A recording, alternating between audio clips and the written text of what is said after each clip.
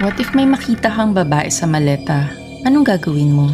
Ako nga pala si Senior Inspector Chi na may batyan sila ng CIDG.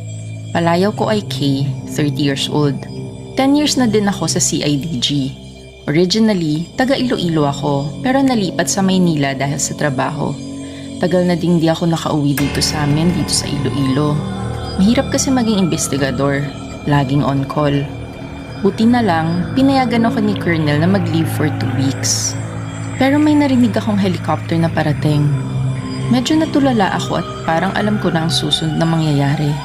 At lumanding na nga ang helicopter sa kalsada sa tapat ng restaurant.